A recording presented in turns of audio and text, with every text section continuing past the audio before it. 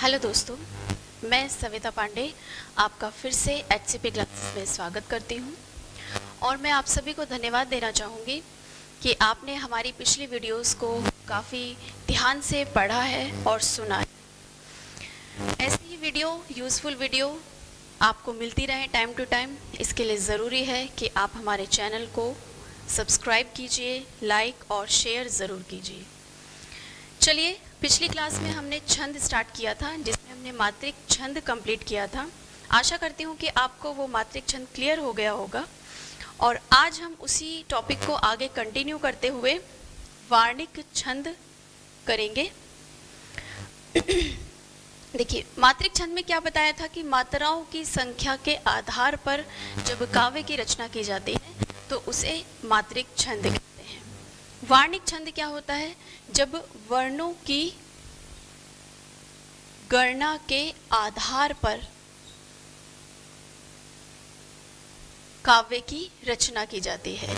यानी कि वार्णिक छंद में हम केवल वर्णों की संख्या देखते हैं कि वर्ण कितने हैं। जैसे कि मैंने लिखा कमल।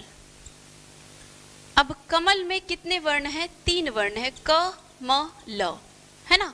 लेकिन अगर मैं इसको कमला लिख दूं तो कमला में भी कितने वर्ण हो गए? 3। इसमें हम मात्राओं का ध्यान नहीं रखते। लेकिन अगर इस मात्रिक छंद में ये पूछा जाए कि इसमें मात्रा कितनी है, तो एक मात्रा इसकी क्योंकि लघु है, एक मात्रा इसकी क्योंकि लघु है और 2 मात्रा इसकी क्योंकि दीर्घ है। तो कितनी मात्राएं? 4 मात्राएं। तो डिफरेंस क्लियर हो गया होगा आपको कि मात्रिक छंद में और वार्णिक छंद में क्या अंतर होता है। मात्रिक छंद में हम मात्राओं को लेते हैं और वार्णिक छंद में हम केवल वर्णों की संख्या लेते हैं। तो चलिए शुरू करते हैं। पिछली वीडियो में देखिए, वार्णिक छंद के लिए हमें गण अच्छे से आने चाहिए। पिछली वीडियो में मैंने आपको बताया था कि गण एग्जैक्टली होता क्या है। तो गण क्या है? 3 वर्णों के समूह को हम क्या कहते हैं? गण कहते हैं। 3 वर्णों का समूह। इसके लिए मैंने आपको एक वर्ड बताया था, यमाता राज भान सलगा। यमाता राज भान सलगा। तो इसी में हमारे कितने गण हैं? 8 गण, है ना। मैंने आपको निकालना भी सिखाया था कि यगण, मगण, तगण, रगण, जगण, भगण, नगण, सगण और लास्ट के जो 2 होते हैं वो लघु और गुरु को डिनोट करते हैं। तो पहले 3 यानी कि ये 3, तो ये क्या बन जाएगा? यगण। यानी कि हमने क्या लिया? यमाता। मगण के लिए मा ता रा, ये मगण के लिए। तगण के लिए ता रा ज। रगण के लिए राज भा। जगण के लिए ज न। भगण के लिए नस। नगण के लिए और सगण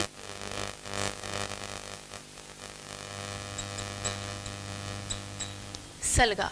मैं आपको ज़्यादा डीप नहीं कराऊंगी, बहुत ही शॉर्ट तरीके से बता दूंगी कि एक एग्जाम्पल लेके कि किस तरीके से वार्णिक छंद बनते पे क्वेश्चन बनता है। तो यगण, यमाता, इस तरह से 8 हमारे गण हो गए। हर गण का एक फॉर्मूला होता है। फॉर्मूला कैसे निकालते हैं हम? य के लिए 1, माँ के लिए 2, ता के लिए 2। इधर माँ के लिए 2, 2, 2। मात्रा निकालना आप सभी को आता ही है, ठीक है। ता राज क्या है? गुरु, गुरु लघु, गुरु लघु गुरु, लघु गुरु लघु, गुरु लघु लघु, लघु लघु लघु और लघु लघु गुरु। इस तरीके से हर गण के लिए एक फॉर्मूला होता है। जैसे कि मैं ये पूछूं कि दीपक एक नाम है, दीपक में कौन सा गण है?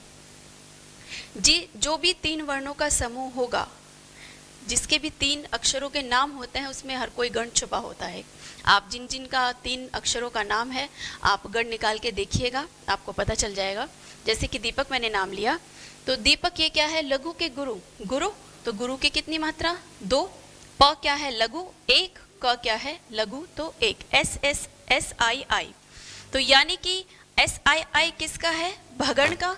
तो इसमें कौन सा गण है? भगण। क्लियर? आप ऐसे किसी में भी निकाल सकते हैं कि किसमें कौन सा गण पाया जाता है। अब देखो गण की जरूरत कहाँ होती है। मैं इसमें से जो मेनली आते हैं, सबसे ज्यादा जो पूछा जाता है वो मालिनी पूछा जाता है। तो मालिनी में वर्णों की संख्या कितनी होती है? 15। मालिनी में 15 वर्णों की संख्या होती है। जैसे कि मैंने एग्जाम्पल लिया, प्रिय पति वह मेरा प्राण प्यारा कहाँ है। इसमें यही है, एग्जाम में आया हुआ है एग्जैक्टली सेम, कि आप इस तरीके से एक पंक्ति दे दी है और पूछा है कि बताइए इसमें कौन सा वार्णिक छंद है, कौन सा वार्णिक छंद है। अब किस वार्णिक छंद में कितने वर्ण होते हैं, वर्णों की संख्या कितनी होती है, वो आपको थोड़ा सा लर्न करना पड़ेगा। तो प्रिय पति वह मेरा प्राण प्यारा कहाँ है, तो उसमें कितने हो गए? 1 2 3 4 5 6 7 8 9 10 11 12 13 14 और 15। तो 15 वर्ण है। आधे अक्षर का कोई अपना वर्ण नहीं होता, ठीक है, उसे हम वर्ण में काउंट नहीं करते। अब इसमें हम मात्राएं देखें। मालिनी की डेफिनेशन होती है कि इसमें 15 वर्ण होते हैं और 8 और 7 पर यति होती है। 8 और 7 पर यति होती है और इसमें 2 नगण होते हैं, 1 मगण होता है और 2 यगण होते हैं।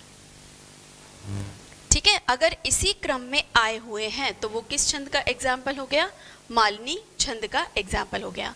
जैसे कि अब प्रिय है, लघु है, 1 लघु लघु लघु लघु, दीर्घ यानी कि गुरु गुरु गुरु, लघु इसका कोई नहीं, गुरु गुरु लघु गुरु और गुरु। तो हमें क्या पता है कि 3 वर्णों का समूह क्या होता है? गण होता है।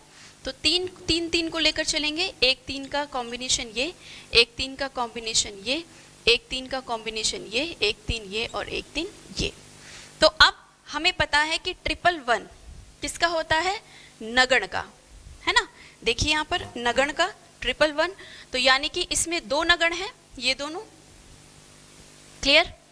ट्रिपल एस किसका है? मगण का। तो इसमें 1 मगण है। क्लियर? और ISS किसका है? यगण का। ISS, तो इसमें कितने हैं? 2 यगण। तो ये किसका एग्जाम्पल हो गया? आप इसी तरीके से किसी का भी निकाल सकते हैं।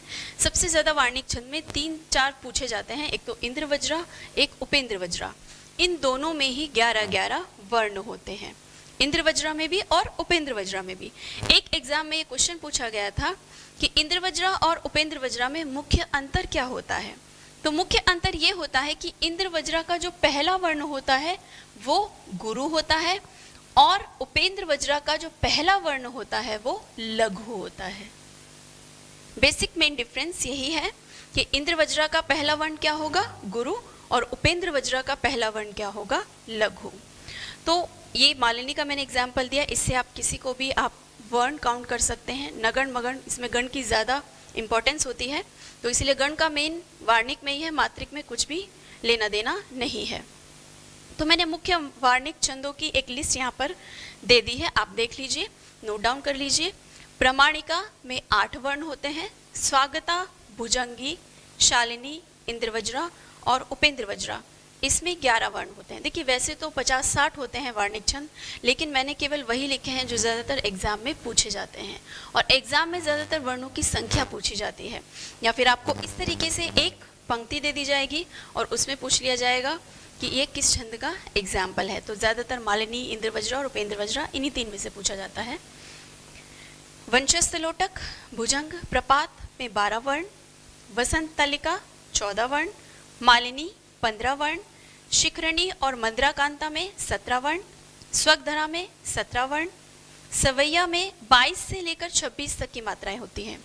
तो मेनली इसमें 23 वर्ण आते हैं, क्योंकि इसके क्वेश्चन एक एग्जाम में पूछा गया कि सवैया के कितने भेद होते हैं, तो सवैया के 10 भेद होते हैं। इसके अलावा एक और है धनाक्षरी, जो कई एग्जाम में पूछ लिया गया है। धनाक्षरी में 31 वर्ण होते हैं, धनाक्षरी में 31 वर्ण, इसीलिए जो धनाक्षरी है ये दंडक छंद के कैटेगरी में आता है, दंडक छंद। अब ये दंडक छंद क्या होते हैं, देखिए बेसिकली छंद को दो पार्ट्स में डिवाइड करते हैं, सामान्य छंद और दंडक छंद। ठीक है, अगर जो संख्या चाहे मात्राओं की संख्या हो या वर्णों की संख्या हो 26 तक है, लेस देन और इक्वल टू 26, तो वो किस में आएगा, सामान्य छंद में, और 26 से अगर ज्यादा है तो वो सारे के सारे किस में आएंगे, दंडक छंद में। तो क्वेश्चन ऐसे ही आया हुआ है कि धनाक्षरी किस तरह का छंद है। अब क्योंकि इसमें वर्णों की संख्या 26 से ज्यादा है तो ये किस में जाएगा, दंडक छंद में। तो ये पूरा का पूरा वार्णिक छंद था, इससे बाहर वार्णिक छंद में कुछ नहीं आता है। मात्रिक छंद हम पहले ही करवा चुके हैं और आशा करती हूँ वो आपको बहुत अच्छे से समझ में आया होगा, क्योंकि इतना खोलकर बहुत ही कम लोग समझाते हैं जैसे कि मैंने आपको समझाया। मुक्तक छंद में मैंने आपको बताया था कि एक ही क्वेश्चन मेन आता है। एक तो मुक्तक छंद के प्रणेता कौन है, निराला जी, क्योंकि उन्होंने ही जूही की कली में मुक्तक छंद का प्रयोग किया है। तो ये छंद का आपका टॉपिक फिनिश हो जाता है यहीं पर। अब अपनी पूरी क्लास को, पिछली क्लास को और आज की क्लास को रिवाइज करते हुए मैंने कुछ इंपॉर्टेंट क्वेश्चंस निकाले हैं जो मैं आपको बोलूँगी। अगर आप नोट डाउन करना चाहते हैं तो नोट डाउन कर सकते हैं, और सुनना चाहते हैं तो सुन ही सकते हैं, वो तो मैं बोल ही रही हूँ। चलिए, जैसे पहला क्वेश्चन हमारा था कि छंद किसका नियामक है, तो छंद किसका नियामक है, पद्य का नियामक है। ठीक है, गद्य का नियामक क्या है, व्याकरण।